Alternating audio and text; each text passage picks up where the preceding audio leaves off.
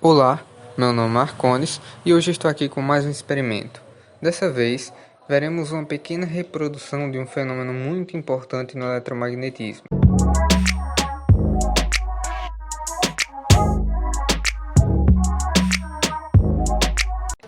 Antes de mais nada, vamos para os materiais. Precisaremos basicamente de uma fonte de energia, fios e uma bússola. Para confeccionar o experimento é bastante simples. Passe um fio por cima da bússola de tal forma que ele fique paralelo à agulha que tem na bússola. Infelizmente eu não tenho uma bússola, por isso utilizei a que tem no meu celular. Para provar que de fato ela funciona, eu utilizei um ímã, certo? Eu coloquei esse ímã perto da bússola e veja que ora ela é atraída e ora ela é repelida, certo? Então de fato funciona. Não como uma bússola de fato, mas para o que temos aqui já serve, certo? Então, feito isso, basta agora ligar os fios diretamente na bateria.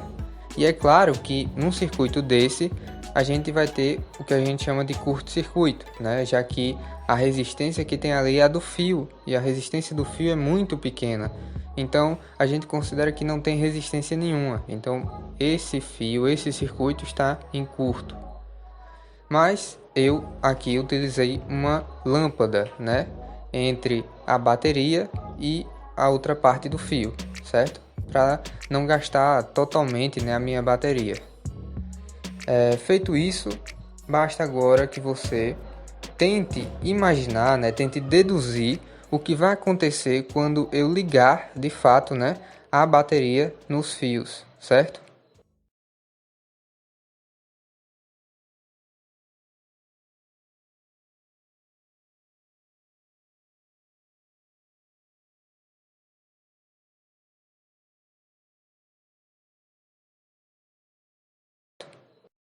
Então, ao conectar os fios na bateria, veja que a agulha na bússola sofre uma pequena deflexão, que nada mais é do que um desvio da sua posição natural.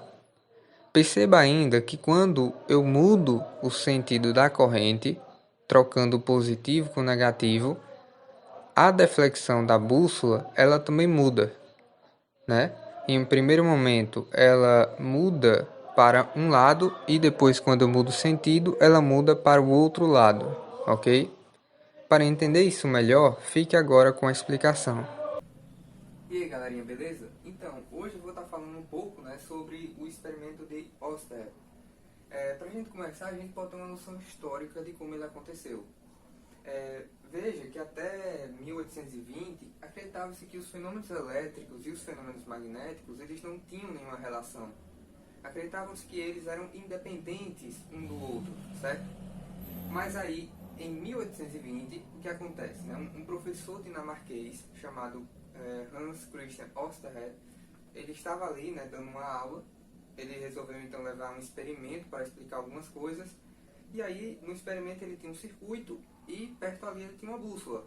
E aí o que acontece? Né? A bússola estava perto do circuito e quando ele ligou o circuito, o que aconteceu? Ele percebeu que a bússola, né, a agulha da bússola, ela se movimentou sozinha.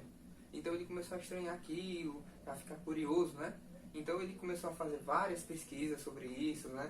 E chegou à conclusão que, na verdade, era justamente o contrário do que se imaginava, né? Na verdade, o que acontece é que os fenômenos elétricos estão inteiramente ligados aos fenômenos magnéticos, certo? Para a gente entender isso melhor, a gente vai aqui para o nosso experimento, certo? Nesse primeiro momento, eu tenho aqui o fio condutor, certo? Eu tenho um pedaço do fio condutor. Tenho aqui a bússola, certo? Norte e sul, a agulha, na verdade. E o que é que eu vou fazer? Eu vou aplicar uma DDP, uma diferença de potencial. E aí a gente tem aqui, veja que eu apliquei o positivo aqui, o negativo aqui. O que vai acontecer é que vai surgir, né, a corrente elétrica, ela vai passar por esse meu fio condutor. E nisso, o que, é que vai acontecer com a bússola? Ela vai sofrer algo que a gente chama de deflexão. E o que seria essa deflexão, né? A deflexão nada mais é do que uma alteração ou um desvio da sua posição natural, né? Veja que a bússola, inicialmente, ela estava dessa forma.